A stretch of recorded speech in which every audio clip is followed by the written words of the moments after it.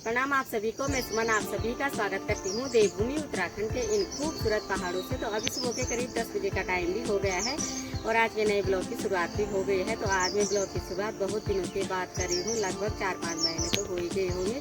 तो कुछ भाई जी लोगों के कमेंट आ रखे थे कि आपके ब्लॉग क्यों नहीं आते हैं। वैसे तो खास रीज़न कुछ है नहीं, मेरा फ़ोन ख़राब हो गया था तो जिस वजह से मैं वीडियो वगैरह नहीं बना पाई हूँ। तो अब मैं नया फ़ोन ले आई हूँ, तो आज से आपको कंटिन्यू वीडियो देखने को मिलेंगे। बाकी आज इन पहाड़ों का मौसम देखिए जी, बड़ा सुहावना सा हो रखा है, प्यारी सी तेज धूप खिली हुई है और उसी के साथ हमारे गांव और आसपास के इन ऊंचे ऊंचे पहाड़ों के नज़ारे बहुत सुंदर दिखाई दे रहे हैं। तो अभी सुबह का घर का पूरा काम काज निपटाने के बाद सीमा और मेरी तैयारी हो रही है अपने खेतों की ओर जाने के लिए।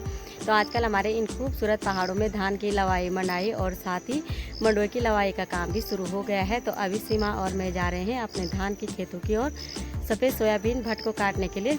सीमा तो चली गई है, तो अब मैं भी चलती हूँ जल्दी जल्दी से और आपको भी ले चलती हूँ बहुत दिनों के बाद अपने खेतों की ओर। मैं गांव के नीचे इन खेतों के रास्ते से होते हुए जा रही हूँ और आजकल ये देखिए जी, सभी लोगों ने धान की लवाई मंडाई भी कर ली है, साथ ही पराल भी उठा लिया है और थोड़ा बहुत 1-2 खेतों में ही पराल छूट रखा है उठाने के लिए। और इधर साइड से ये सफ़ेद सोयाबीन भट्ट और इधर साइड से ये काले तिल छूट रखे हैं काटने के लिए।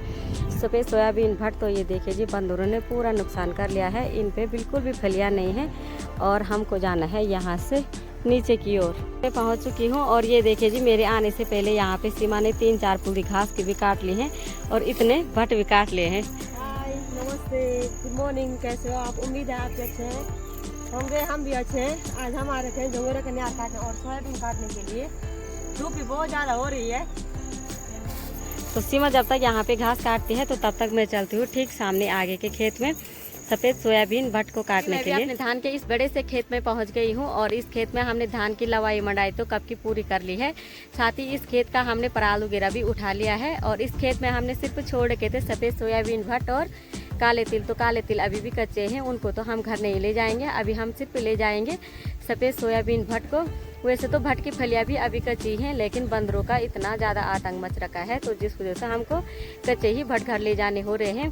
तो सीमा ने अपनी भारी वगैरह भी लगा ली है और इस खेत में आके भी थोड़ा सा भट्ट काट के अपनी भारी लगाने के लिए फिर से चली गई है। तो अब मैं भी फटाफट से एक बार भट्ट काट लेती हूँ। वैसे भी धूप काफ़ी तेज़ होने लग गई है, तो जल्दी जल्दी से इस काम को भी निपटा लेते हैं।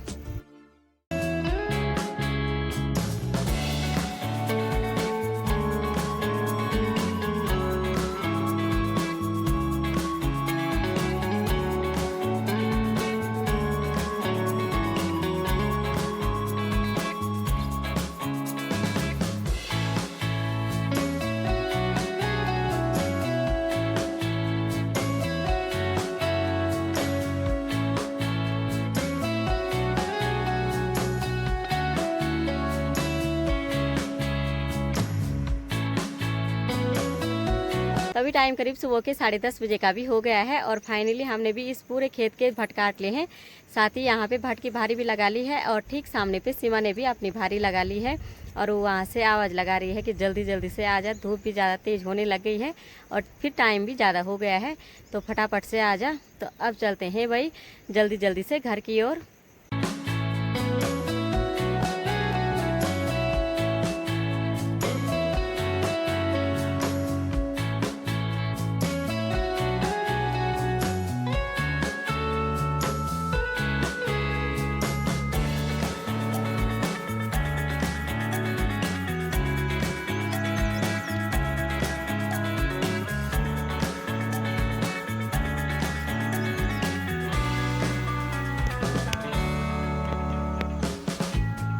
अभी हम घर वापसी में आधे रास्ते में पहुंच गए हैं। वैसे ही काफ़ी तेज़ धूप हो रही है और वैसे ही ये भाड़ा भी काफ़ी भारी हो रहा है भाई, तो बड़ी आफत आ गई है।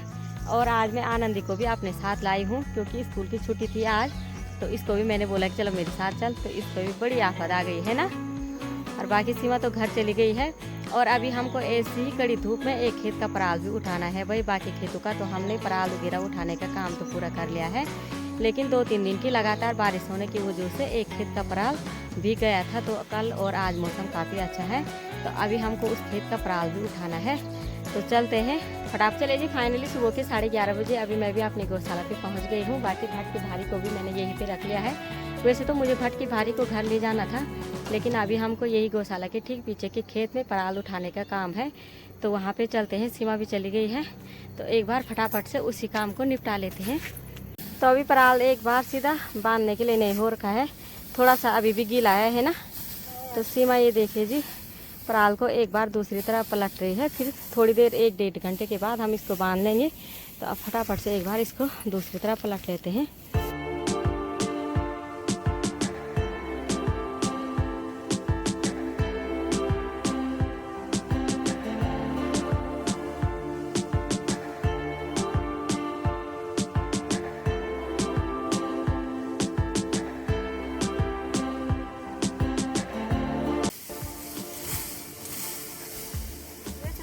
खेत का पराल सीधा बांधना था, लेकिन ये अच्छे से नहीं सूख रखा था, तो इसलिए इसको हमको थोड़ा सा एक बार पलटना होगा। थोड़ी देर बाद आएंगे फिर इसको बांधने के लिए।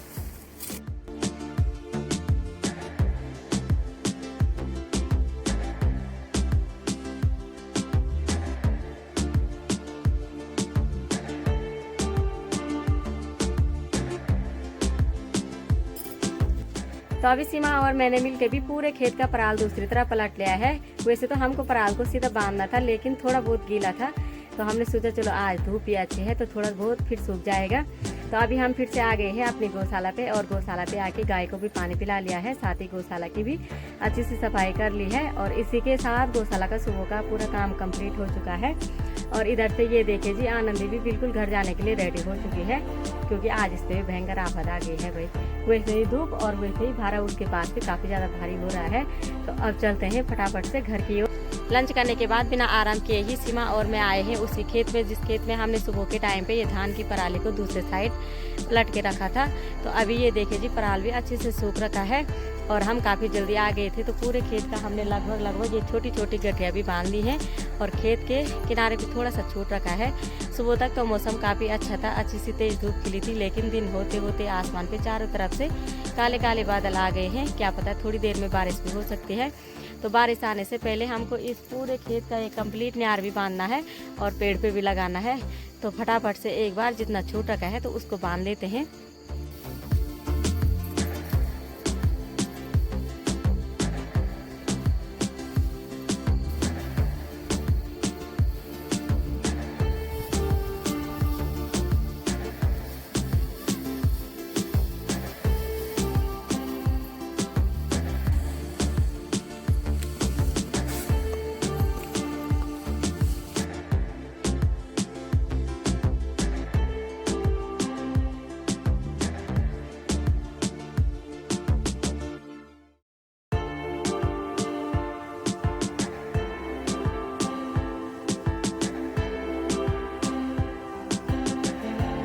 लगभग 1 घंटे के बाद फाइनली हमने इस बड़े से खेत का ये धान की पराली को भी इकट्ठा कर लिया है, और अब हमको इसको पेड़ पे लगाने के लिए ले जाना है दूसरे खेत में, क्योंकि इस खेत में पेड़ नहीं है, जिस वजह से हमको दूसरे खेत में ले जाना है।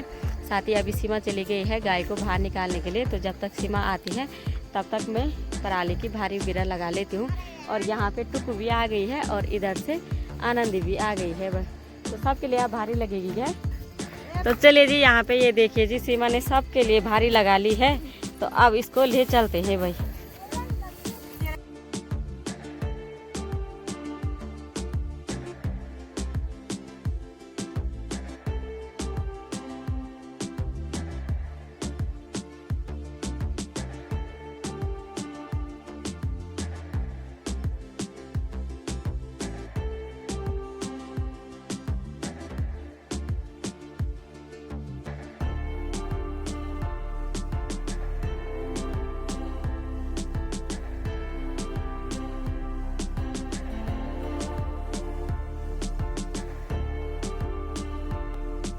सीमा ने 2 बड़ी बड़ी भारी लगा रखी थी, लेकिन ना ही सीमा उठा पाई और ना ही मैं उठा पाई। तो अभी ये देखिए जी, हमने भारी के अलग अलग भारी थी ना, हाँ मेरी मुंह टूट गई थी यानी कि इसकी गर्दन टूट गई थी। सच में ये बिल्कुल भी उठा नहीं पाए। मैंने तो थोड़ा सा उठाया भी, फिर इसने बोला कि अलग अलग कर लेते हैं। और ये देखिए जी, 2 भारी के हमने यहाँ पे अलग अलग हिस्से कर लिए हैं। तो फिर से आते हैं दोबारा, पहले एक बार इसको ले चलते हैं।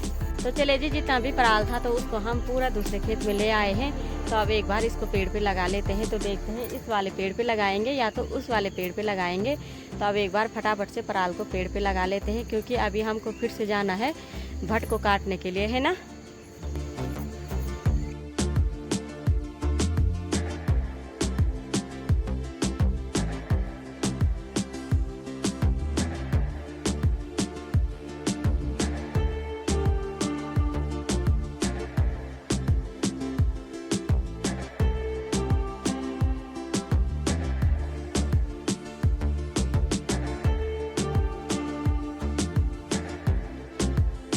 तो चले जी, पूरा पराल भी सीमा ने पेड़ पे लगा लिया है। और पराल सूखने के बाद कुछ इस तरह से पेड़ पे लगाया जाता है।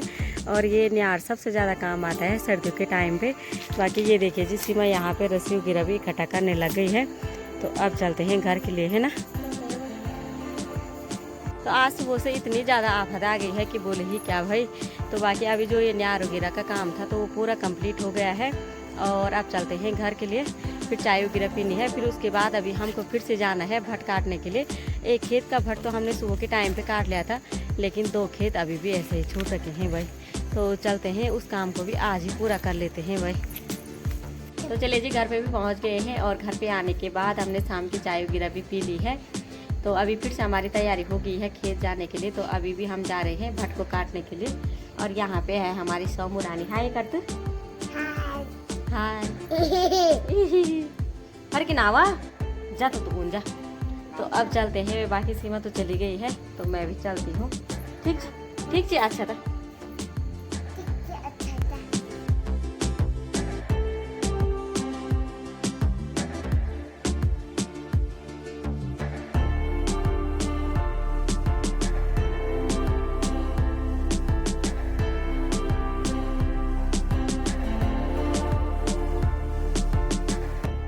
अभी टाइम करीब शाम के 5 बजे का भी हो गया है। और हमने भी इस दूसरे खेत के भी पूरे भट काट लिए हैं। और ये देखिए जी, यहाँ पे सीमा ने भारी वगैरह भी लगा ली है। तो आज का दिन भर काफ़ी थकान भरा रहा। तो दोस्तों अब चलते हैं घर के लिए। तो घर जाने से पहले आज की वीडियो को भी यहीं पे क्लोज करते हैं। उम्मीद करती हूँ कि आपको वीडियो पसंद आई होगी। वीडियो पसंद आए तो उसको लाइक करें, कमेंट करें और अपने दोस्तों के साथ शेयर करें। मैं सुमन मिलती हूँ आपको अपनी अगली नई वीडियो में। तब तक के लिए जय देवभूमि उत्तराखंड।